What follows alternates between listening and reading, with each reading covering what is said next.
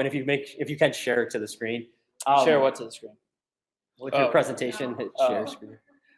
So before we start, or was it the formal presentations? The theme we had today was crowdfunding.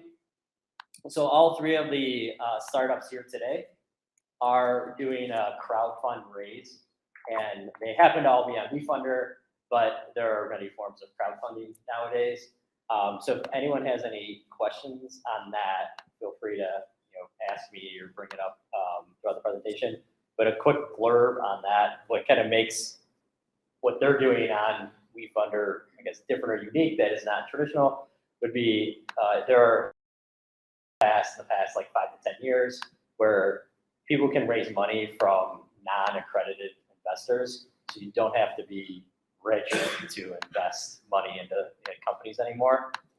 They use the mechanism of a crowdfund to get a whole bunch of little checks together for somebody. But what is different than like a Kickstarter campaign where you're kind of just donating money or buying a future product is on platforms like WeFunder, you can actually own equity in a company, create like a loan for a company, right, or actually do like a revenue share at a company.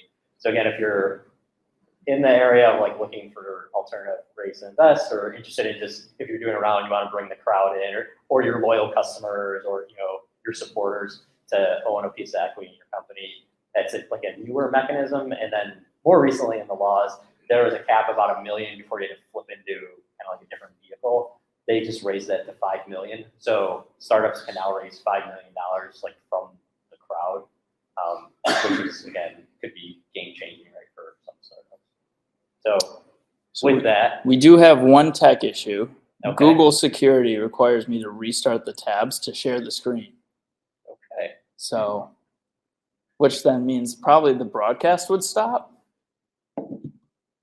Yeah, I don't know. That's Otherwise, fine. it just isn't going to record the screen sharing. Then, but what we can do is it's going to record the camera, and it's on the TV somewhat, I guess. I don't know. all right, we'll do that. All Keep right. it going. As long as your beautiful face is on there. Most of these slides and content you can find. Y'all on can the see WeFunder that though, pages. right? Yeah. Ben, now 1 minute I'll do this, okay? Okay. How much time is it? Ben, All right. raise it, Mike, Ben? Yes. Okay. Where's the all right. I mean, that's good enough, right? I don't know how to full screen that. That is full screen. All right. Anyway, hi guys. Welcome to the Gaming Lounge. Thanks for coming. We're Great Lakes Gaming. Not only do we have this beautiful facility, but we also host esports tournaments and broadcasts for our virtual community online across the U.S. and Canada. So to get started, our first problem is the broadcasting side of things. We found that a lot of the technology used for sports broadcasting, including esports, is very outdated.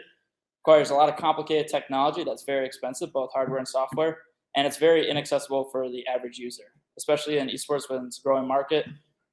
Usually a producer, your observer, etc. that are just people straight out of college and they're looking to get into it, but there's no way they can afford something like the NFL like that. So that's where we're going to come in and help. The other problem is the underserved community here in esports. It's targeted mostly towards younger groups, 16 younger. There's not a lot of focus on the young professionals. So we're trying to offer something that's a little bit more serious.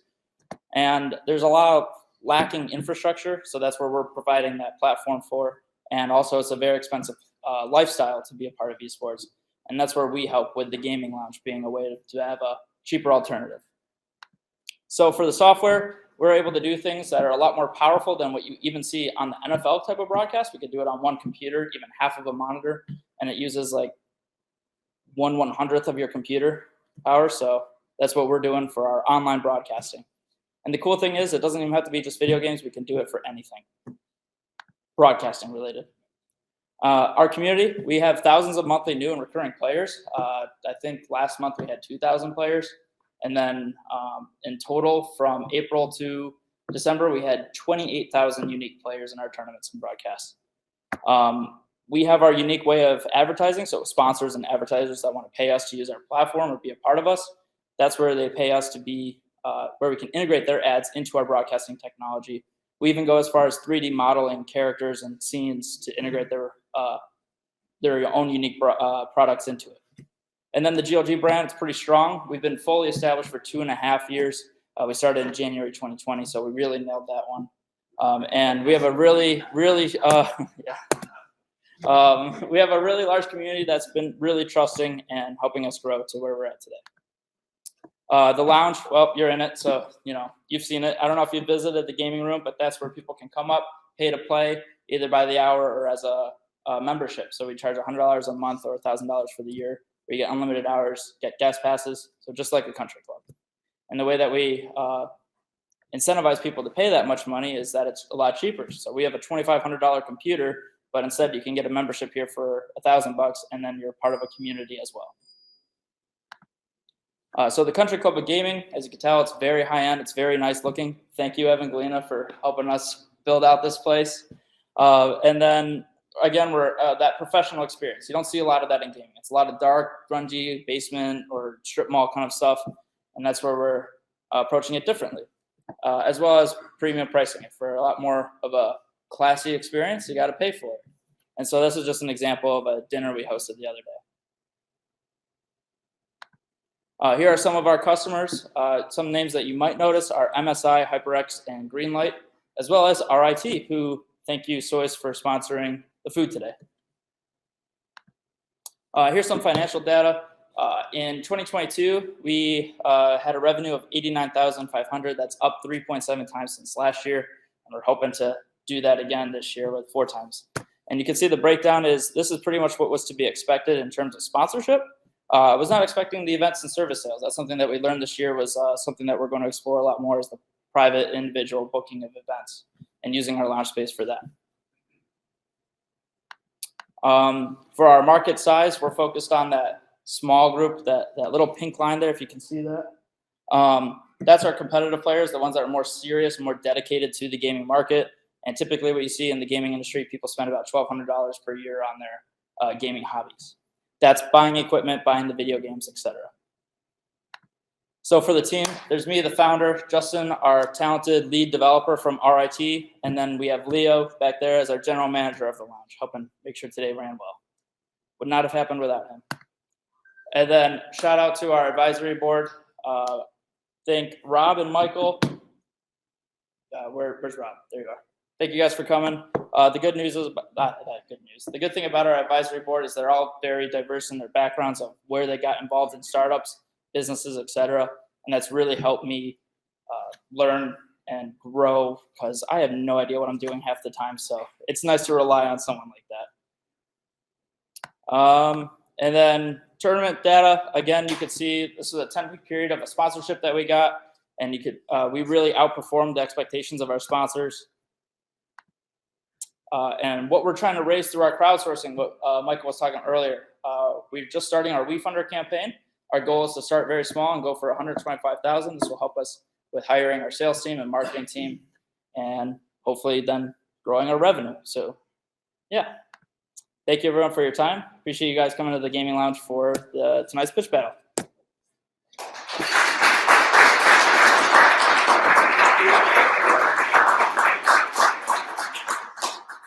Any questions? Yeah. Yes. So I'm curious, would you contrast the broadcast side of what you do with Twitch? We stream to Twitch. So what we do, our broadcasting stuff is the overlays that you see. It's a way to manage all the overlays, the animations, the videos, and all that stuff. So like the person who's playing the game, right, would have your stuff and then On top of their game. on top of it. Yeah. So like in the NFL, you have them playing football out there, but without the scores, without the team names and stuff like that, you'd have no idea what's going on. It's not the players, it's the viewers that see their stuff. Yeah. Right. But the player is the equivalent of the quarterback. Yep, exactly. So when you're watching Twitch and you see their stuff on like the broadcast, the player doesn't know that it's right, but the viewer at home sees it. So that's why companies want to make that title. So then are you the in-between between the advertiser and the player? Not necessarily the player, because the player could have their own stream and do their own thing. So we organize the events, or people hire us to broadcast for their events, and that's where they want to get their advertisements on that broadcast. So they sponsor us for our own internal events, but then our other part to the broadcasting is people hire us to operate their broadcast for them, and then. So the player would come to the event, yeah, play in the event, That's exactly what we did. We did 100 tournaments this year.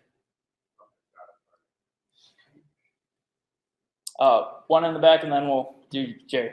I know that the Nerdabada had just opened. Are you Yeah. guys like similar or different? Similar that we're in like gaming space, but different because they're like a restaurant kind of experience first. Have you been in there yet?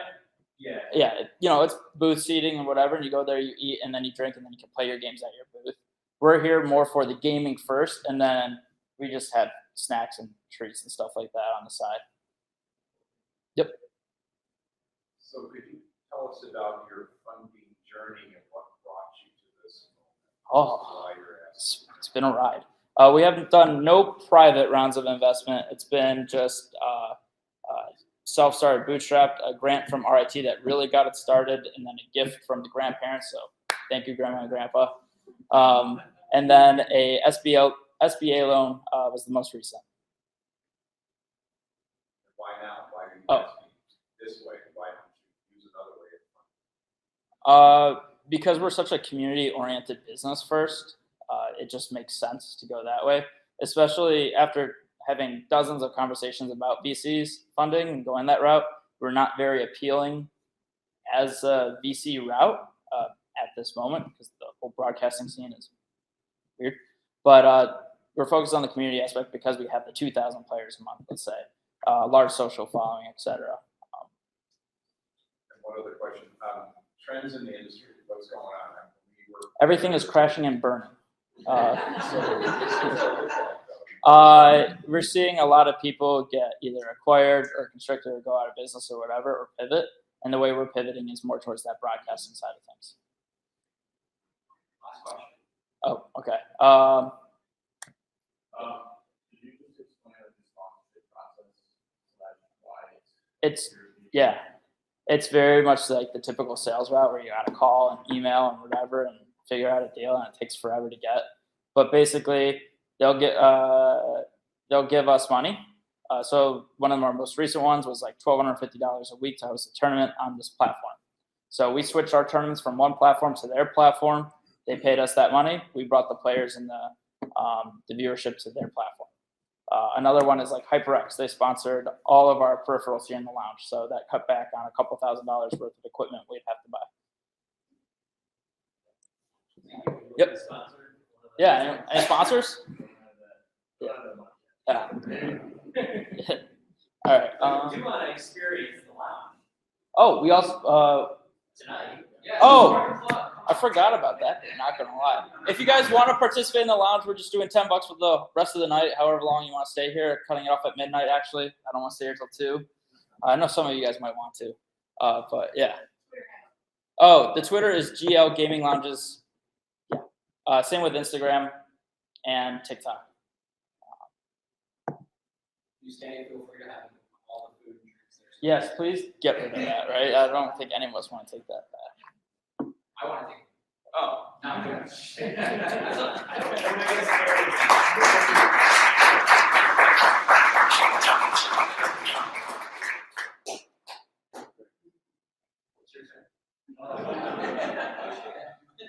Next up, we have Circle Optics. We're just going to go over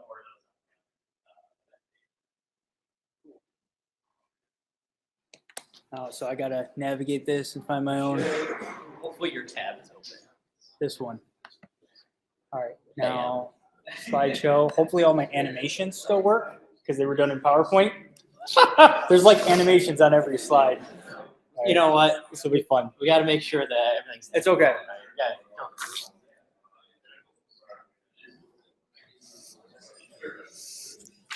All right, how's it going, everyone?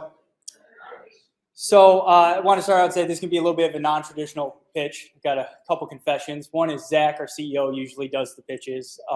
Secondly, we were up late last night finishing a NASA proposal and submitting it. So I'm really just reusing a pitch I did for something else earlier this year, but we're going to have fun with it. Yeah, so we are Circle Optics. We develop panoramic cameras for defense, aerospace, and robotics use cases. I'm not going to go too much into a traditional pitch because I think most people here in this room have heard about those sorts of things. But before I get started, I want to give a shout out to those who have supported us along the way. from the Tech Garden in Syracuse, Genius New York, RT Venture Creations Incubator, Launch New York, NextCore, Luminate, so many others in the community. I don't have them all listed here. So something most people in this room probably don't know about us, Circle, although we've been in Rochester for a while, this is not where we got our start. We actually started in a small little town, some of you might have heard of, called New York City. This actually here was the building that we were in when we were in New York City. Great rents too. But then we moved over here to this beautiful building, Sibley and NextCore. We think it was a really great move to move up from New York to Rochester to grow the company. A lot of people often ask and think that this was because of the optics ecosystem in Rochester, New York, and that certainly played an important part.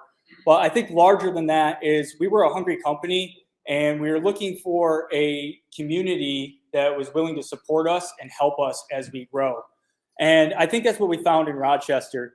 In Rochester, we found great institutions with fantastic talent.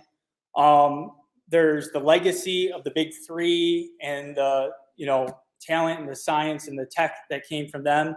There's fantastic office spaces like the one here. We had developed a really great company culture as part of that. And we have grown. Starting from just the two of us, me and Zach, growing to this team here and continued growing. And here's the latest photo of our team. We're now currently 16 full-time employees, plus a handful of consultants, interns, and the such. Most recently, we were also announced as one of this year's most fundable companies, Pepperdine Most Fundable Companies Challenge. I believe there's over 2,000 companies, 4,000 companies applied this year, and we're one of less than 24 who were selected. So we got to fly out to Malibu and accept this award there, which was really fantastic. This was a really great experience. It was a really intense due diligence process, but they looked at all the companies who applied, and they decided that we had what it takes to be one of the most fundable companies this year. Outside of just us, though, I think that what I was saying about Rochester, that there's a lot of others that have been noticing that as well. Recently, within the past few years, there was my animations are not all working. There was a book that came out called Jumpstart in America, where Jonathan Gruber and Simon Johnson looked at, I believe there's around 500 metropolitan areas inside the United States that had the potential to be the next Silicon Valley. So they weren't looking at things like Austin, New York City, Boston, areas that already made it. They were looking at these smaller cities that had a lot of potential. And on the top 16, there was 5 upstate New York cities and regions, which I think is just amazing. And number 1 on their list was actually Rochester, New York. So again, I think that goes back to the legacy of the big three, this building that we're in right now, formerly Xerox. Almost all of our team at one point in time worked at Kodak, Xerox, Bausch & Lomb. My dad was a Kodaker, right? It's built into our team. But, I think that's enough of me waxing poetic about how great of an ecosystem this is for a startup. So we've got this little video here that I'm going to play, and this is going to do a little bit more of the traditional pitch and let everyone know a little bit about the fundraising campaign that we're doing. Oh, I am not playing this video here.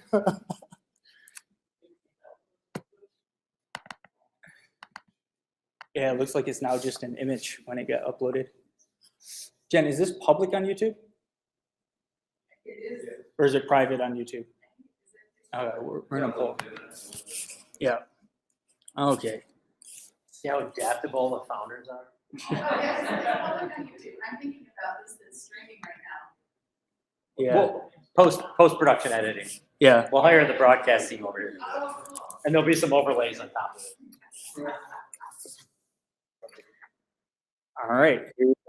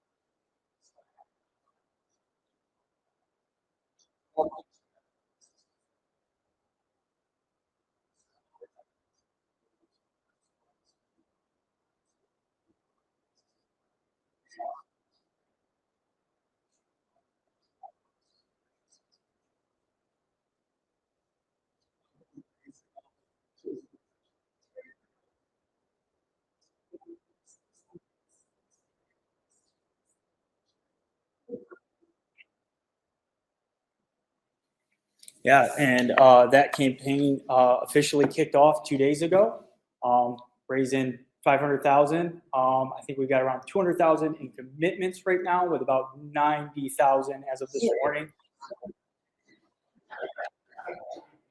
There's about 90,000 has actually been invested. So I don't need the full time. I'm happy to take questions. Wow, was that good? Who's the consumer for this finished product?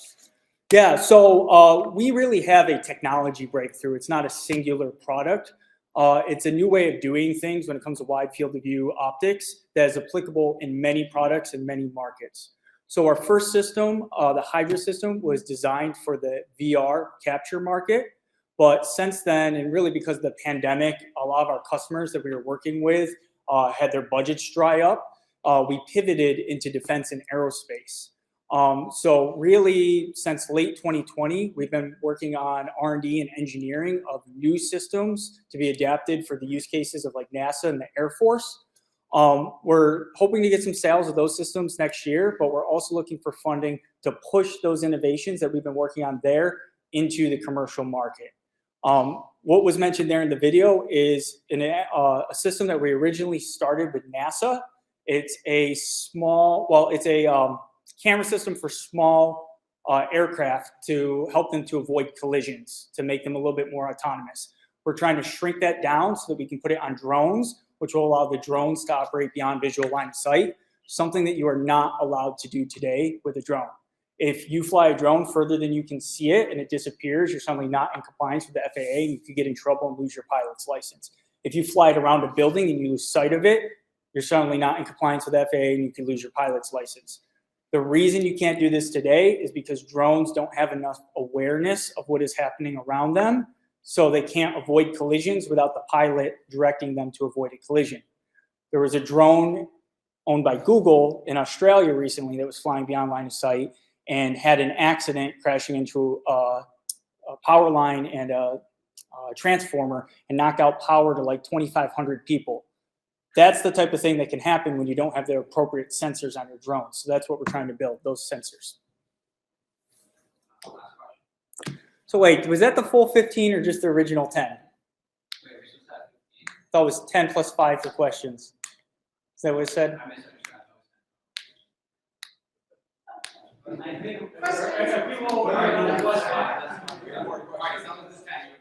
Okay.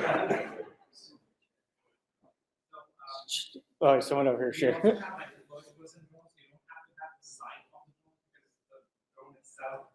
Becomes your site. Like DJI has come up like first person drones where you you become the drone and you see through the eyes, but then you have access. Not FAA approved. You have to still get a waiver and less than 1% of those waivers get approved. Secondly, they're using a camera on a gimbal. It takes time to pivot that camera around. So if you need to suddenly see what's happening to your left or your right, you have to wait for the camera to pivot. And that's why they can't get the FAA approvals. They need to see a very wide field of regard, and they need to be able to see it in real time with high resolution. That's what our technology does. I saw some over here first. There's so many. I'm sorry. We're going to go over here.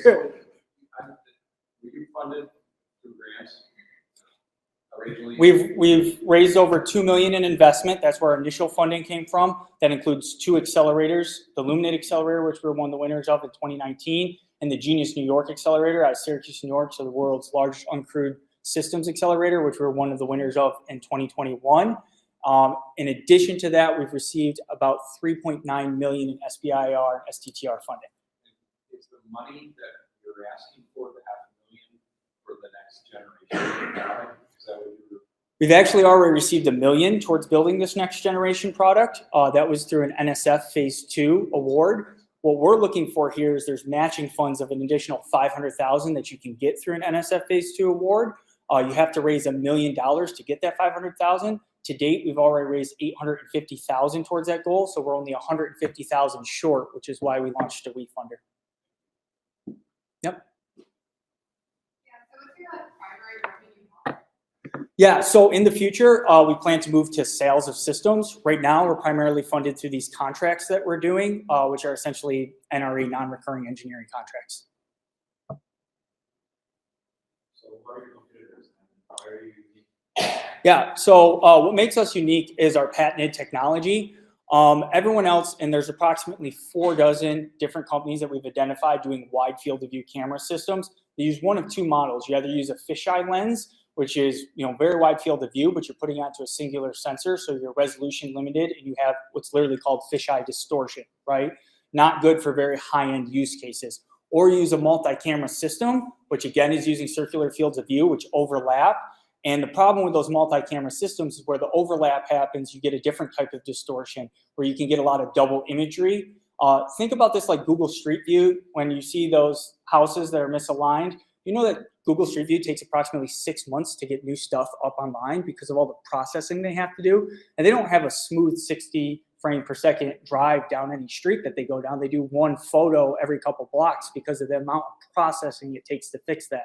What our system does is it collects better images in the optics, which do not overlap and do not have either of those types of distortions, so that we can live stream in real time the imagery that we're capturing.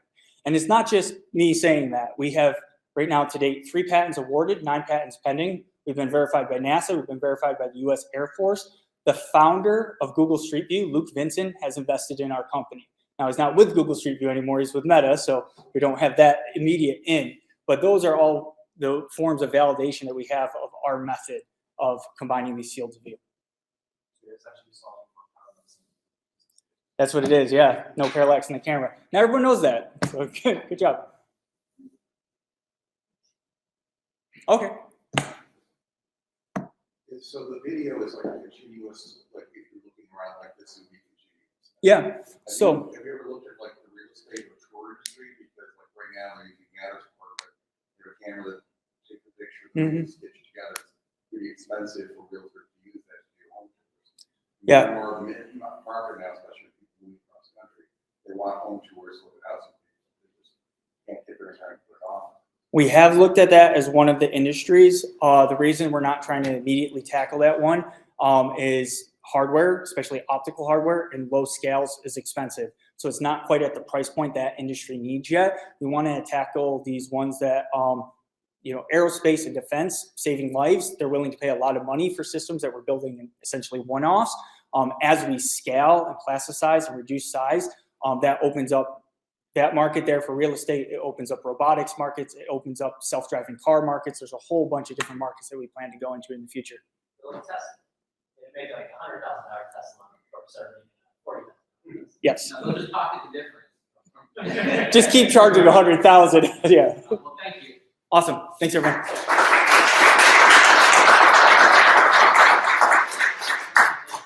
Next up. Yeah. after this, we have a speed pitch, and also, not putting it on the spot, but food sector guys want to also kind of give a kind of quick, what they're looking for, you had flyers here. Yeah. After the pitch, yeah, okay. So before everyone gets up and grabs more drinks, we'll have 2 more quick tidbits for you guys. Is that okay with you? Otherwise, I'll cover it myself. I'll channel my inner food sector. You're all set here? I am good. All right. So ours is a bit non-traditional compared to the other two, as we are a sports team and not a product itself. But I'm with Flower City Union, the newest professional soccer team in Rochester. I'm going to start off with a video and let that do something. Go from there.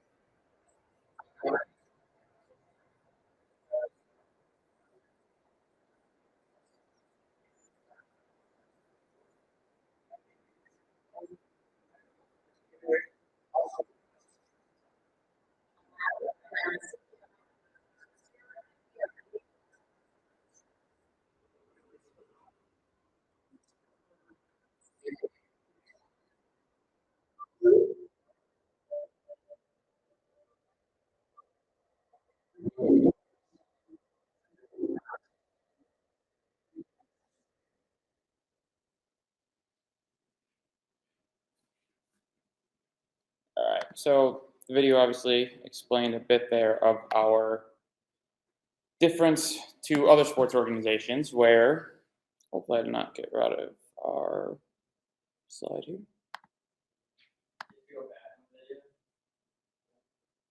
May have had to go back on the video.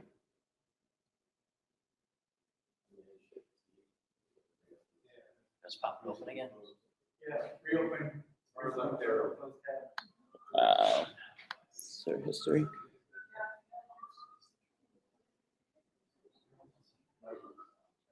Oh, wait, there we are. Look at that. All right, so Ta-da! again, the difference is obviously like she said there with having minimum net worth for owning a team where we have majority ownership, but we also have our We Funder campaign so people can own a share of the team and not have all of those restrictions. I guess while it's up here on the opening slide, I'll get to Salt City Union, which is a recent announcement as of a week or two ago, where we absorbed another team from Syracuse that was part of our league last year, and we absorbed them and rebranded them as Salt City Union. And our plan for next season is to not only be a team in Rochester, but we will also play games in Syracuse and have that co-branded team, which is another thing that has never been seen before in soccer, with having, it's been in other sports with like the Washington Bullets and the Baltimore Bullets, where they've played in Washington, D.C., but also in Baltimore. But it's never done in soccer. So this will be a experiment of a year for that. I won't go through our whole mission statement, but the main point that people like to hear from our mission statement is that we are a Flower City business operating sport as opposed to a sports team operating in Rochester. So with the Western New York Flash, obviously they were a big part of this community for a while, and then they moved to North Carolina. That isn't a thing with us because we focus more on Rochester and bettering the community as opposed to just feeding off of it for as much as we can.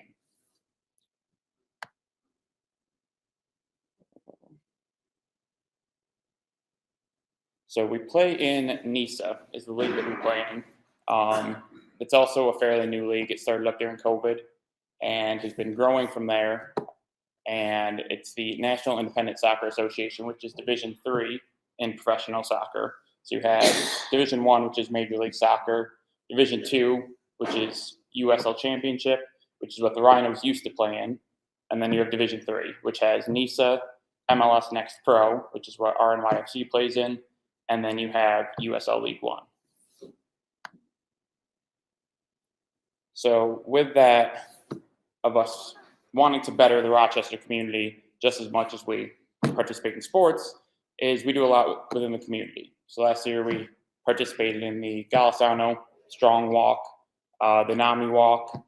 With everything going on in Ukraine, we partnered with Ramadan and did a lot with them in terms of raising for that charity. Veterans Outreach, we do a lot with them as well.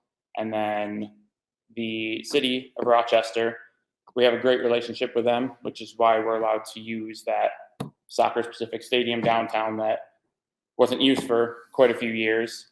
And we do also programs for the inner city schools, as well as this year, something that's not very common. We'll be having a matinee game on a weekday, so all the schools can do a field trip to a professional soccer match.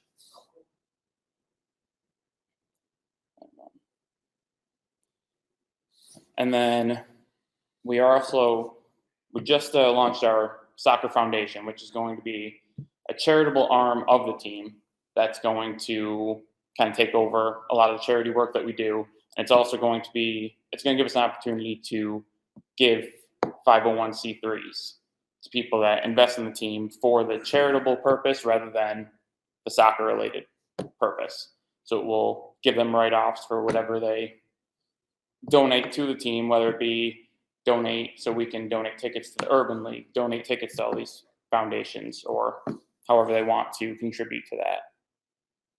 And then I touched on the Salt City, Flower City Union. Soccer itself, over the years, a lot with CTE and concussions in football, it's been phasing out of especially high school sports, everything else, and soccer is taking over, which it's always been popular in youth, but it's always obviously been a lot more popular outside of the U.S., where we're finally getting that growth in the U.S. So as of 2019, 52% more adults consider themselves a soccer fan compared to 2012, which has the largest growth by far. Ice hockey is very close. as we've seen with the Amherst success last year, selling out playoff games.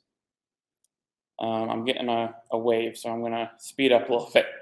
And then also, soccer in the mainstream, you have Ted Lasso and Welcome to Wrexham in the past 2 years just blowing up and taking over. Ted Lasso, obviously, 7 Emmy Awards, and Apple TV took that, ran with it, and now Apple TV owns the rights for MLS for the season. And then Welcome to Wrexham, where Ryan Reynolds and Rob McElhenney, 2 very large stars in the U.S., bought a team in Wales and are trying that journey over there. And the World Cup, every 4 years, it just boosts the excitement, especially when the U.S. can do well. The nice thing is in 2026, it's coming to North America, and it's the first time that's ever going to be hosted in multiple cities at once. So we'll have not only games in the U.S., but also Mexico and Canada. And especially like 1994 is the most lucrative World Cup in FIFA history. So we're hoping in 2026, it's just going to do that. And over the next 4 years, as we grow as a team, we're hoping there's just a big boost there and we can capitalize on that. You can drink beers then. Yes, yes, we can. All right, perfect. Yes. Is there a limited number of potential shareholders? No, it's not capped. Obviously, as more come on, the structure has to be different, as we do have 2 majority owners that are the main ownership group. Our We Funder, it's a small portion, but it's still there, obviously, so we can offer that opportunity to own and invest in a pro club other than, say, the Packers, where they release shares, but you don't actually get ownership of the team. It's just kind of a piece of paper to frame and put on your wall. This is a naive question, but Abby Wildlife is obviously pretty big. Yeah. Is there a reason that you reached out to her? We were in talks with her early on. She just isn't as connected to Rochester anymore. Her brother actually works for Leaf Filter, and he's been involved with the team a little bit because he's still local to Rochester. But Abby just not being here just isn't as involved with this market. How do you foresee their clock going? What are your steps? So last year was our first season. This year, obviously, our second season. And at this point, we don't even have our schedule released yet. And we've already seen a 100% growth in season ticket revenue before the season, season ticket holders as well. And the nice thing about the downtown stadium is we have 14 suites available, which usually are sold on a pregame basis. Usually companies will do employee events there, customer appreciation events there. And we already have 2 of those sold for full seasons, which is huge for us. So we're hoping, obviously we're not going to 100% every year, but we're really hoping to get at least to the end of the Rhinos' tenure, how well they were doing with that stadium, is just get to, last year our average attendance by the end of the year we started our season in March and it went to October. So our early season games, there was excitement, but the weather is not there. And then we hosted DC United. So we had an MLS team here in April, and it was 32 degrees with sideways rain/snow. So what should have been a huge game, huge opportunity. It was our best game of the year, of course, but that was mainly suites because people were just trying to stay inside. So what we're really hoping, I think at the end of the Rhinos, they were averaging 3,000 in attendance. And our end of the year last year was around the 900 to 1,100 range. So we're hoping if in the next 4 years we can get up to that point, that would be great for us. So talking more about like revenue sources, is it mainly ticket sales or is it you got team merchandising? Ticket sales, merchandise, sponsorships. That's Do you do clinics at all? Yep, we do clinics. We host, since we're a bottom division, still professional, but we're down there. We host a lot of open tryouts as well, which we've done. But yes, we do a lot of clinics. We actually just are getting a partnership going with the Little Kickers program at Tri-County Sports Complex. And then we also do stuff at Rock Sports Garden and kind of all those indoor facilities, especially this time of year when we can't really use the field. And with that, so like how do you promote players? How does players work? A lot of former college players, other players that have already been in the professional system. At this level, it's a lot of one-year contracts because your hope is to go up to the next level. So you're not signing 10-year contracts like you are in other major sports. So it's a lot of just that, and then obviously new players entering. That's more on the technical side, so I can't speak too much to that. But we also like to keep Rochester players. I think we had 7 players from Rochester last season. So we like to keep it in the community as much as we can. Is that my time? Perfect. Yeah. All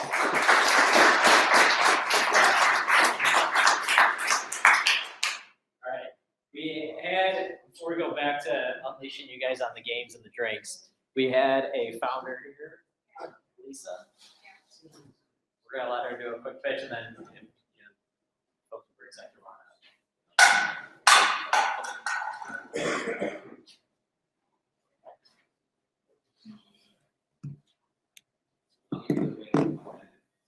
I don't know if everyone can see it. So yeah, my company is Best Friends Network, which is a mobile application. So the problem essentially starts from like the increasing anxiety in teens due to a multitude of factors such as the toxicity on social media apps like Instagram, TikTok, and the last one, Be Real. So therefore, like my app works to like help teens on. And the fly, can you pair it to the screen? Yes. I Ben, think this I will can. like find the screen, right? It's Apple AirPlay, and then you don't have to do like a code that here on the TV. Sorry, you were so good at jumping up here and so brave.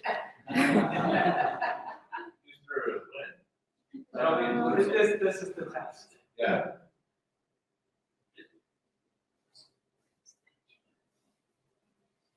At least you didn't try to, bring a PowerPoint presentation to a Mac and hope animations would work. I think I need the Wi-Fi password. Jill, she's all over this. How many people have been ever in their lives to a soccer game in Rochester? I went to the DC United game. These guys came close to the outside. They played their heart out. They played. Social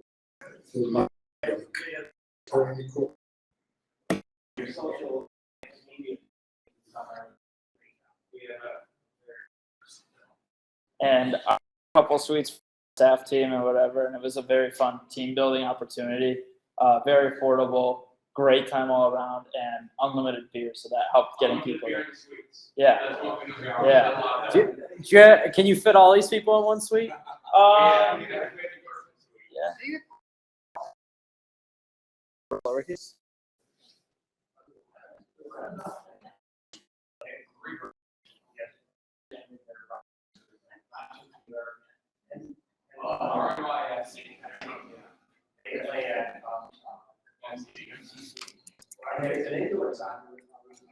I don't know why it's not connected. Oh, there you go. And then just look up displays. Oh, or that. All right. And then It's the T55. I'm gonna, yeah. There you go. Oh, wrong one. No, not that one. I should figure out how to name these. You just ruined your flow. Oh, I can do it. Sorry. All right, there we go. 536. You're not writing anything. Oh wow, those are the last 4 digits of my phone number, not the same one. I was gonna say it would be trippy if it was. All right, you're all connected. Sweet.